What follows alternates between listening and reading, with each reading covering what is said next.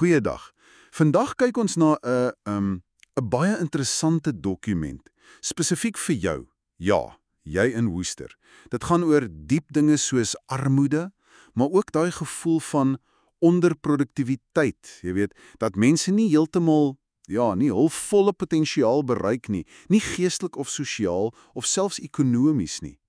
Die bron is 'n teses deur Bruno Gintellag. En dit vra 'n groot vraag. Kan Worcester transformeer soos Genève eeue gelede? Ons gaan nou probeer om die kernidees hieruit te tap. 'n Moontlike bloudruk vir Worcester se volgende 25 jaar. Wat beteken dit vir jou? Kom ons kyk 'n bietjie dieper.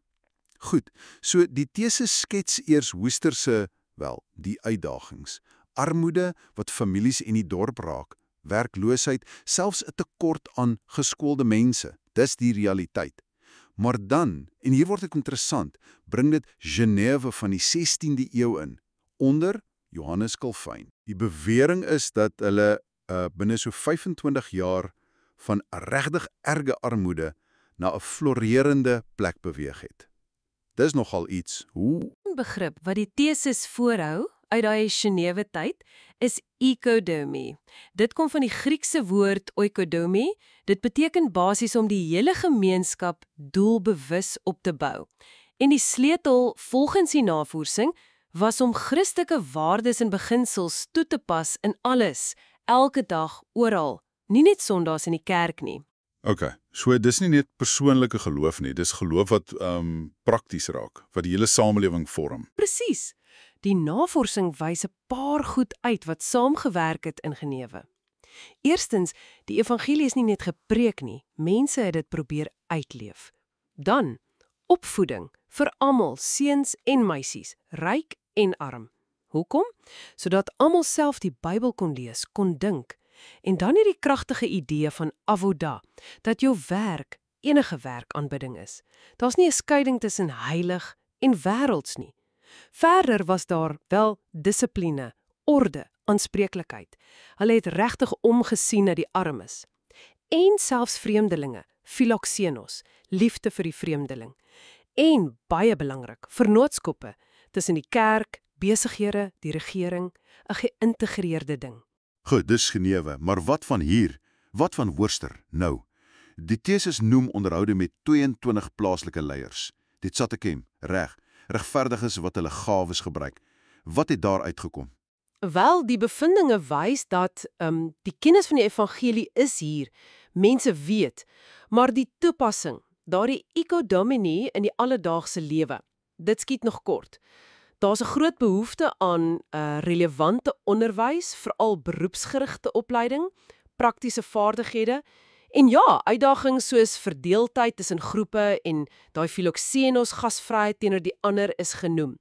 Maar, en dis die hoopvolle deel, daar is 'n duidelike honger, 'n gewilligheid onder leiers om saam te werk oor grense heen.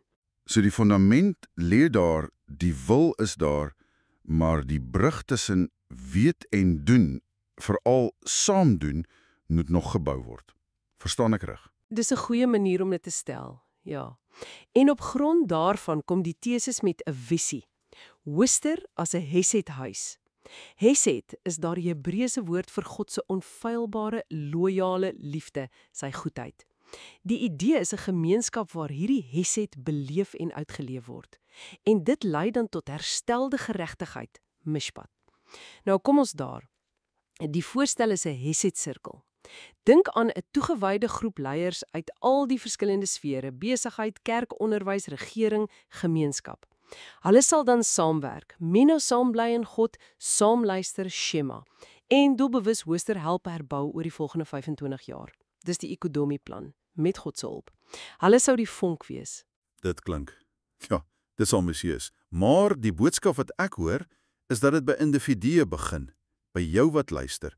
Transformasie gebeur wanneer mens hierdie beginsels avoda in jou werk, gesed in verhoudings, philogenos na buite, ernstig opneem in hulle eie lewens. En dan, die belangrike deel, saamwerk. Oor die lyne wat ons so maklik verdeel. Die teses sê Worcester, met sy geskiedenis en waar hy nou is dalk ryp vir hiervoor. Dis 'n uitnodiging, wat vandag begin met 'n oog op 2048. Inderdaad, dis 'n gesamentlike bouproses. En dat bring ons by die vraag vir jou om mee te loop. As hierdie transformasie na 'n Gesed-huis afhang van samewerking en begin by die praktiese toepassing van God se woord, elke dag daardie ekodomini. Watter een konkrete praktiese tree kan jy binne jou eie invloedsfeer, jou werk, jou huisgesin, jou straat vandag neem om by te dra tot hierdie gesamentlike bouprojek?